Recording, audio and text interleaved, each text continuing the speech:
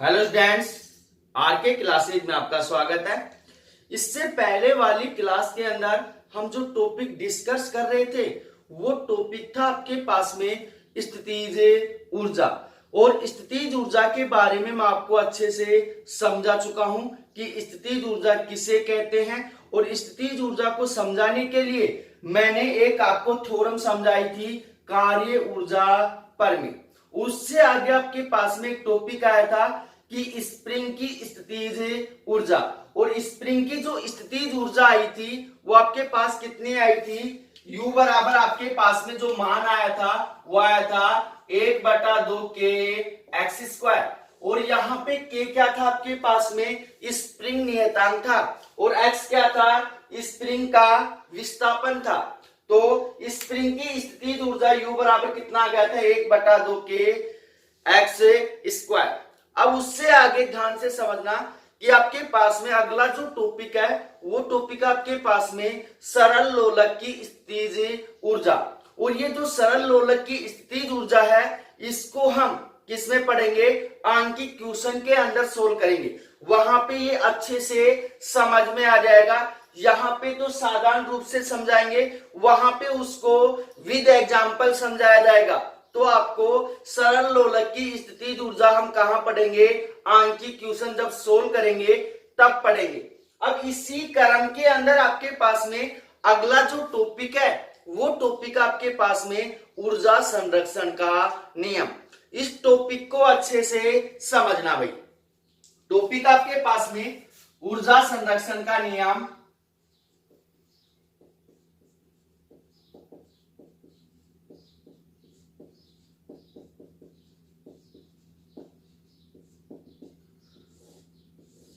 तो ऊर्जा संरक्षण का नियम क्या होता है, ध्यान से सुनना, ये आपको आगे तक काम आएगा। आगे तक क्या, हमेशा ही आपको काम आएगा। तो ऊर्जा संरक्षण का नियम क्या कहता है कि इस नियम के अनुसार न तो ऊर्जा को उत्पन्न किया जा सकता है और न ही ऊर्जा को नष्ट किया जा सकता है, बल्कि एक रूप से दूसरे रूप में रूपांतरित किया जा सकता है, या एक वस्तु से दूसरी वस्तु के ऊपर स्थानांतरित किया जा सकता है, जिसे क्या कहते हैं, ऊर्जा संरक्षण का नियम कहते हैं। बात समझ में बैठ गई होगी आपको कि ऊर्जा को न तो उत्पन्न किया जा सकता है और न ही नष्ट किया जा सकता है, बल्कि एक रूप से दूसरे रूप में क्या किया जा सकता है, रूपांतरित किया जा सकता है, या एक वस्तु से दूसरी वस्तु के ऊपर स्थानांतरित किया जा सकता है, जिसे क्या कहते हैं, ऊर्जा संरक्षण का नियम कहते हैं। अब ऊर्जा संरक्षण के नियम के अंदर मैं आपको एक बात और बता देता हूं कि आपके पास में किसी भी वस्तु की जो स्थितिज ऊर्जा और गतिज ऊर्जा है वो संरक्षी बलों की उपस्थिति के अंदर क्या होती है, उनका योग नियतांक मान होता है। क्या होता है, उनका योग नियतांक मान होता है। तो कहने का मतलब क्या है कि संरक्षी बलों की उपस्थिति में किसी वस्तु की स्थितिज ऊर्जा और गतिज ऊर्जा का जो योग होता है वो क्या होता है, नियतांक होता है, जिसे यांत्रिक ऊर्जा संरक्षण नियम कहते हैं। तो अब आपके पास में संरक्षी बलों की उपस्थिति के अंदर स्थितिज ऊर्जा तथा गतिज ऊर्जा का जो योग है वो क्या होता है, नियतांक होता है या नियत मान होता है, जिसे क्या कहते हैं, यांत्रिक ऊर्जा संरक्षण नियम कहते हैं। यांत्रिक ऊर्जा संरक्षण नियम। तो अब हम कहीं पे भी बात करेंगे कि यांत्रिक ऊर्जा संरक्षण नियम की, तो वहां पे आप साधारण से बात समझ जाना कि आपके पास में स्थितिज ऊर्जा और गतिज ऊर्जा का जो योग होगा वो क्या होगा, नियत मान होगा। क्या होगा, नियत मान। तो आपके पास उसे क्या कहेंगे, यांत्रिक ऊर्जा संरक्षण नियम कहते हैं। इसके ऊपर अब आगे हम उदाहरण भी करेंगे। तो इससे पहले आप एक बात समझ लेना, इसकी डेफिनेशन के अंदर मैंने क्या बोला है कि संरक्षी बलों की उपस्थिति में किसी वस्तु की स्थितिज ऊर्जा और गतिज ऊर्जा का जो योग होता है वो क्या होता है, नियतांक होता है, जिसे क्या कहते हैं, यांत्रिक ऊर्जा संरक्षण नियम कहते हैं। अब आपके पास में संरक्षी बल कौन से होते हैं, संरक्षी बल कौन से होते हैं, तो उसको भी अच्छे से समझ लेना कि आपके पास में जब किसी वस्तु के ऊपर दो या दो से अधिक बल लगाए जाते हैं, जब किसी वस्तु के ऊपर दो या दो से अधिक बल लगाए जाते हैं और उस वस्तु की गतिज ऊर्जा में कोई परिवर्तन नहीं होता है, तो उन बलों को क्या कहते हैं, संरक्षी बल कहते हैं। तो संरक्षी बल की डेफिनेशन आपको समझ में बैठ गई होगी कि आपके पास में कोई वस्तु है, इसके ऊपर दो या दो से अधिक क्या लगाएंगे, बल लगाएंगे, तब आपके पास इस वस्तु की गतिज ऊर्जा के अंदर कोई परिवर्तन नहीं होता है, तो उस पे लगने वाले बल कौन से बल है, संरक्षी बल है। अगर आपके पास में इसकी गतिज ऊर्जा में क्या हो जाता है, परिवर्तन हो जाता है, तो आपके पास में कौन से बल होंगे, असंरक्षी बल होंगे, असंरक्षी बल। संरक्षी का मतलब नाम से ही पता चल रहा है, सुरक्षित रख रहा है उसको, कि उसके ऊपर कितने ही बल लगा लो, उसके ऊपर आपके पास में उसकी गतिज ऊर्जा के अंदर कोई परिवर्तन नहीं होगा, तो वो बल कौन सा बल होगा, संरक्षी बल होगा। तो यांत्रिक ऊर्जा संरक्षण की डेफिनेशन आपको अच्छे से समझ में बैठ गई होगी। अब उससे आगे ध्यान से समझना कि आपके पास यदि किसी वस्तु पर F बल लगाया जाता है, यदि किसी वस्तु पर F बल लगाया जाता है, तब उसकी स्थितिज ऊर्जा के अंदर डेल U तथा गतिज ऊर्जा के अंदर डेल के क्या होता है, परिवर्तन होता है। तो यहां पे लिख रहा हूं वही मैं, यदि किसी वस्तु पर F बल लगाया जाता है, तब उस वस्तु की स्थितिज ऊर्जा में परिवर्तन, स्थितिज ऊर्जा में परिवर्तन डेल के, स्थितिज ऊर्जा में परिवर्तन डेल U तथा गतिज ऊर्जा में परिवर्तन, तथा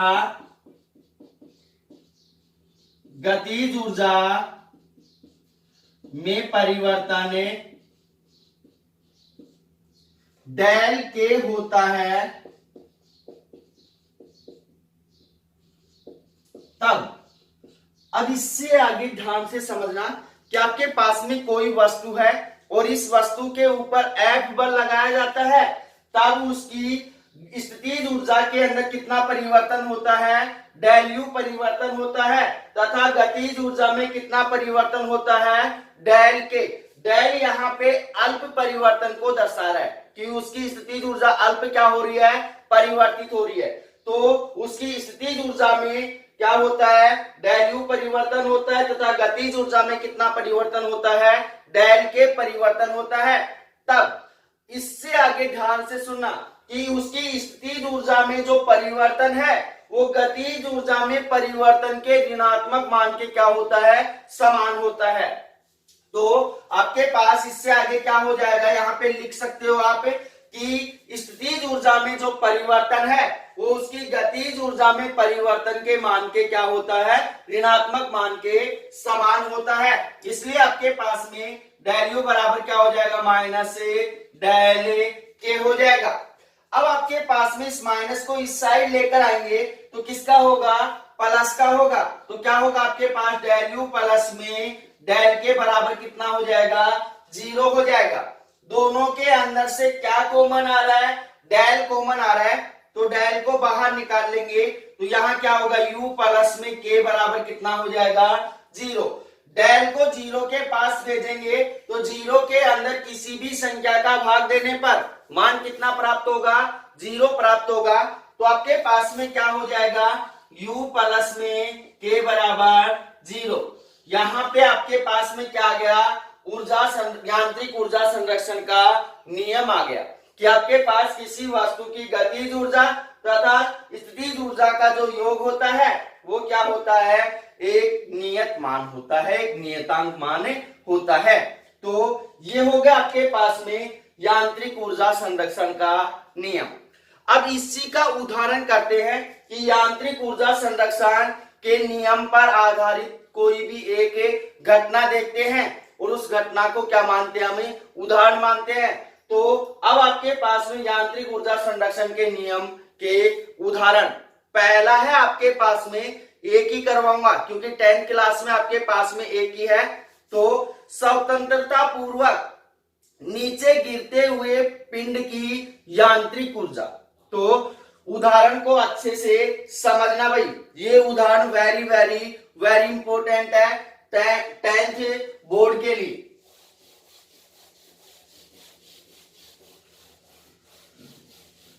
टॉपिक आपके पास में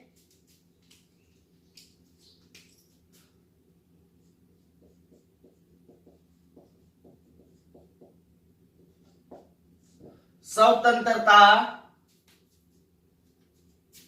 पूर्व के नीचे गिरते हुए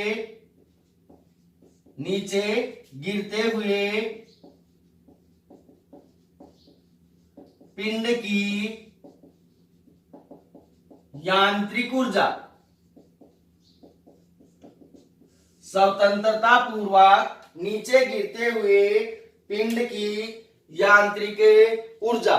तो इसको अच्छे से समझना, बात किसकी हो रही है, यांत्रिक ऊर्जा की। तो यांत्रिक ऊर्जा का जहां पे नाम आता है वहां पे क्या होगा, गतिज ऊर्जा और स्थितिज ऊर्जा का योग क्या रहेगा, नियत रहेगा, एक समान रहेगा। तो इसको अच्छे से समझना कि माना आपके पास में कोई पिंड है, कोई क्या है, पिंड है, और ये धरातल से, ये क्या है आपके पास में, पृथ्वी है, पृथ्वी से h ऊंचाई के ऊपर क्या है, स्थित है। यहां पे बिंदु ए मान लो, बिंदु ए के ऊपर क्या है, स्थित है, विराम अवस्था के अंदर रखा हुआ है। जैसे आपके पास में कोई पिंड पृथ्वी के धरातल से कहां रखा हुआ है, छत के ऊपर रखा हुआ है, तो आपके पास में विराम अवस्था के अंदर रखा हुआ है, तो उसका वेग कितना होगा, 0 होगा। तो यहाँ पे ध्यान रखना कि पिंड आपके पास में विराम अवस्था में है तो उसका वेग कितना होगा, 0 होगा। यदि आपके पास में पिंड का द्रव्यमान कितना है, m है, पिंड जो आपने रखा है उसका द्रव्यमान कितना है, m है, तो उससे आगे ध्यान से समझना कि इसके ऊपर क्या लगाना है, यांत्रिक ऊर्जा संरक्षण का नियम लगाना है। तो अब आपके पास में यहां जो पिंड बिंदु ए के ऊपर है और कौन सी अवस्था में है, विराम अवस्था में है, तो विराम अवस्था में होने के कारण पिंड की जो गतिज ऊर्जा है वो कितनी होगी, 0 होगी, क्योंकि पिंड का वेग कितना है, 0 है, पिंड का वेग कितना है, 0 है। तो यहां पे ध्यान देना भाई कि आपके पास में बिंदु ए पर पिंड की गतिज ऊर्जा आपके पास में के ए बराबर कितना हो जाएगा, 0 हो जाएगा। तो यहां पे लिख रहा हूं मैं, बिंदु ए पर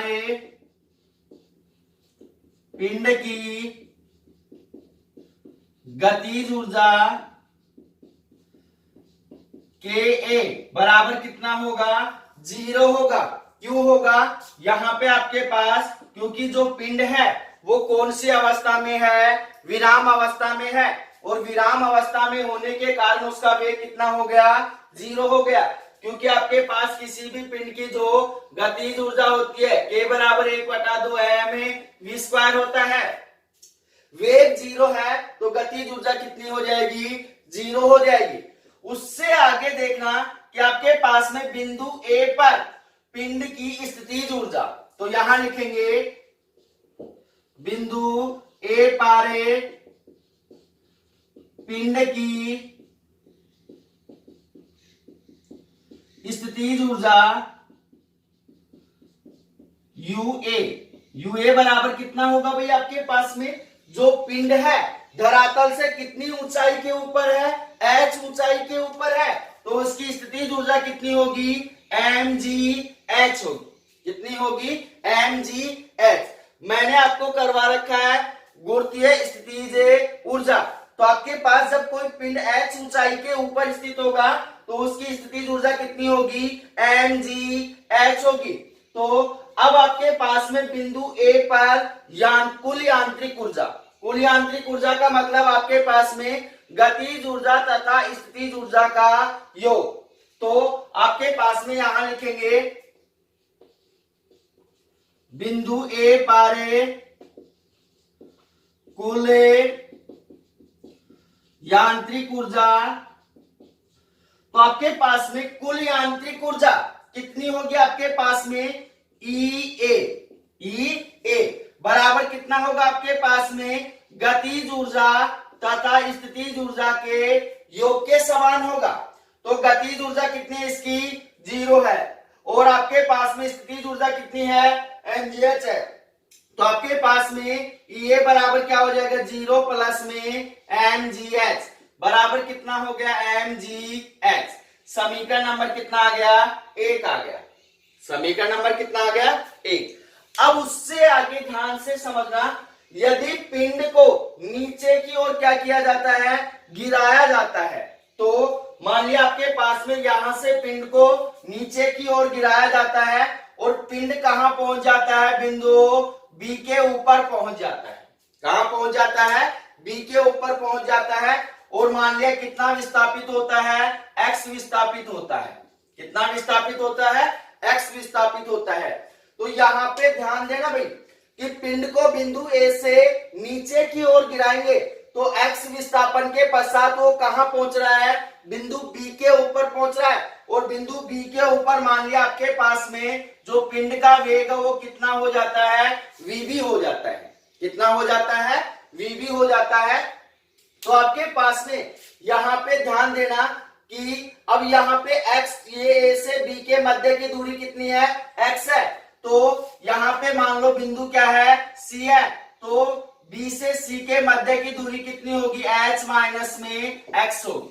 अब पिंड कितनी ऊंचाई के ऊपर बच गया है, h माइनस में x ऊंचाई के ऊपर बचा हुआ है। तो आपके पास यहां लिखेंगे बिंदु B पर पिंड की गतिज ऊर्जा। तो यहां लिखेंगे हमें बिंदु B पर पिंड की गतिज ऊर्जा कितनी होगी भाई, kb बराबर कितना होगा आपके पास में, 1/2 mvb स्क्वायर, क्योंकि बिंदु B के ऊपर वेग कितना है, vb है, और बिंदु A के ऊपर वेग कितना था, 0 था, क्योंकि वो किस में था, विराम अवस्था में था। तो अब आपके पास में यहाँ पे kb बराबर कितना मान आ गया, kb बराबर 1/2 mvb स्क्वायर आ गया। इस समीकरण के अंदर हमें किसका मान चाहिए, हमें vb का मान चाहिए। तो vb का मान कैसे निकालेंगे, बच्चों को काफी प्रॉब्लम होती है, इसको अच्छे से समझना। तो vb का मान निकालने के लिए हम क्या करते हैं कि गति के तृतीय समीकरण से, तो यहां लिखेंगे गति के तृतीय समीकरण से। गति का तृतीय समीकरण क्या है भाई आपके पास में, v स्क्वायर बराबर u स्क्वायर प्लस में 2as। अब यहाँ पे वस्तु ऊपर से क्या हो रही है, नीचे आ रही है, तो गुरुत्वीय त्वरण क्या होगा, g होगा। गुरुत्वीय त्वरण क्या होगा, g। तो यहाँ पे आपके पास में अंतिम वेग कितना है, vb है, तो vb स्क्वायर बराबर कितना हो जाएगा, u स्क्वायर प्लस में 2gs।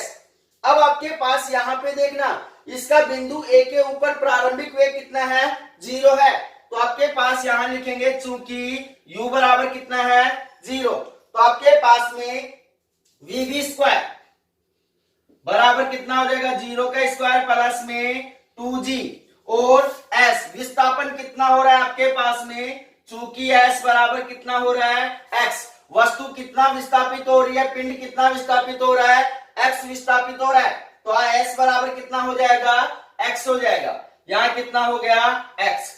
तो आपके पास में vb स्क्वायर बराबर कितना होगा, 2gx हो गया। वीबी स्क्वायर का मान यहां इस समीकरण के अंदर डालेंगे तो आपके पास में गतिज ऊर्जा केबी बराबर कितना होगा 1/2 एम इंटू वीबी का मान कितना है वीबी स्क्वायर का 2g एक्स है 2 से 2 क्या हो गया कैंसिल हो गया तो आपके पास में केबी बराबर कितना हो गया एम जी एक्स हो गया कितना हो गया एम जी एक्स। ये क्या आ गया आपके पास में बिंदु बी पर पिंड की गतिज ऊर्जा कितनी आ गई एम जी एक्स आ गई। उससे आगे ध्यान से समझना कि बिंदु बी पर पिंड की स्थितिज ऊर्जा तो यहां लिखेंगे बिंदु बी पर पिंड की स्थितिज ऊर्जा कितनी होगी भाई आपके पास में यूबी यूबी बराबर कितना होगा एम जी और ऊंचाई कितनी बची है आपके पास में धरातल से h माइनस एक्स बची है तो क्या होगा h माइनस में x होगा। इस बात का विशेष ध्यान रखना भाई बच्चे क्या करते हैं यहाँ पे भी h ही रख देते हैं नहीं यहाँ पे आपके पास पिंड ऊपर से नीचे आ चुका है तो कितनी ऊंचाई के ऊपर है h माइनस एक्स ऊंचाई के ऊपर है तो एम जी को इन दोनों संख्याओं के साथ क्या करेंगे मल्टीप्लाई करेंगे तो आपके पास में यूबी बराबर कितना होगा एम जी एक्स माइनस में एम जी एक्स। अब इससे आगे ध्यान से समझना जैसे हमने बिंदु ए पर कुल यांत्रिक ऊर्जा निकाली है उसी प्रकार बिंदु बी के ऊपर कुल क्या निकालेंगे यांत्रिक ऊर्जा तो कुल यांत्रिक ऊर्जा क्या हो जाएगी गतिज ऊर्जा और स्थितिज ऊर्जा के योग के क्या होगी समान होगी तो यहां लिखेंगे बिंदु बी पर कुल यांत्रिक ऊर्जा तो आपके पास में कुल यांत्रिक ऊर्जा कितनी होगी आपके पास में ईबी बराबर कितना होगा यूबी प्लस में कितना हो जाएगा के बी तो आपके पास में के बी का मान कितना है एम जी एक्स है यूबी का मान कितना है एम जी एक्स माइनस में एम जी एक्स तो आपके पास में ईबी बराबर कितना होगा एम जी एक्स प्लस में एम जी एच माइनस में एम जी एक्स। अब यहां पे कौन सा मान कैंसिल हो रहा है भाई एम जी एक्स से एम जी एक्स क्या हो गया कैंसिल हो गया क्या मान बच गया आपके पास में ईबी बराबर हो गया आपके पास में एम जी एक्स। यह आ गया आपके पास समीकरण नंबर 2। अब उससे आगे ध्यान से समझना कि आपके पास में जो पिंड है वो h ऊंचाई से h माइनस एक्स ऊंचाई से फिसलकर कहां आ जाता है धरातल के ऊपर आ जाता है बिंदु C के ऊपर आ जाता है बिंदु C के ऊपर आ जाता है तो पिंड यहां से बिंदु B से C के ऊपर आएगा तो आपके पास बिंदु C के ऊपर ऊंचाई h बराबर कितनी हो जाएगी 0 हो जाएगी और जैसे ही पिंड ऊपर से नीचे आता है तो मान लिया बिंदु C के ऊपर जो इसका वेग है वो कितना है VC है कितना है VC। अब जो पिंड है पूरी कितनी ऊंचाई तय कर चुका है h ऊंचाई तय कर चुका है तो यहां लिखेंगे बिंदु C पर पिंड की गतिज ऊर्जा तो यहां पे लिखेंगे बिंदु C पर पिंड की गतिज ऊर्जा पिंड की गतिज ऊर्जा कितनी होगी भाई आपके पास में ईसी बराबर कितना होगा 1/2 एम और बिंदु सी के ऊपर वेग कितना है वीसी स्क्वायर अब आपके पास में यहां पे किसका मान चाहिए वीसी स्क्वायर का मान चाहिए तो यहां पे हम उसी प्रकार से निकालेंगे गति के तृतीय समीकरण से तो यहां लिखेंगे गति के तृतीय समीकरण से क्या होगा आपके पास वीसी स्क्वायर बराबर यू स्क्वायर प्लस में 2जी एच होगा। अब आपके पास में जो पिंड है बिंदु ए से कहां पहुंच चुका है सी के ऊपर पहुंच चुका है कितनी दूरी तय करा है एच दूरी तय की है तो आपके पास में यहाँ पे इसका प्रारंभिक वेग कितना था, 0 था, और बिंदु सी के ऊपर अंतिम वेग कितना हो गया, वीसी स्क्वायर हो गया। तो u बराबर कितना है, 0, तो वीसी स्क्वायर बराबर कितना होगा, 2gh हो गया। तो अब यहाँ पे ध्यान देना भाई, इस समीकरण के अंदर किसका मान डालेंगे, वीसी स्क्वायर का मान डालेंगे, तो आपके पास में ईसी बराबर कितना होगा, 1/2m, और कितना हो जाएगा भाई आपके पास में, यहां होगा इंटू 2gh, 2 से 2 क्या हो गया, कैंसिल हो गया, तो ईसी बराबर कितना हो गया आपके पास में, mgh हो गया। सॉरी, यहां पे ईसी नहीं है भाई, ई के सी है, क्या है, केसी, गतिज ऊर्जा निकाल रहे हैं तो क्या रहेगी, केसी रहेगी। तो केसी बराबर कितना हो गया, mgh हो गया। उससे आगे ध्यान देना कि आपके पास में पिंड की स्थितिज ऊर्जा, बिंदु सी पर पिंड की स्थितिज ऊर्जा कितनी होगी, 0 होगी, क्योंकि h बराबर कितना हो गया है, 0 हो गया है। तो यहां पे लिखेंगे बिंदु सी पर पिंड की स्थितिज ऊर्जा कितनी होगी भाई आपके पास में, यूसी बराबर mg इंटू 0 बराबर कितना हो गया, 0, क्योंकि ऊंचाई कितनी होगी आपके पास में, 0 हो गई है, तो यूसी बराबर कितना हो जाएगा, 0। तो बिंदु सी पर कुल यांत्रिक ऊर्जा, तो यहां लिखेंगे बिंदु सी पर कुल यांत्रिक ऊर्जा,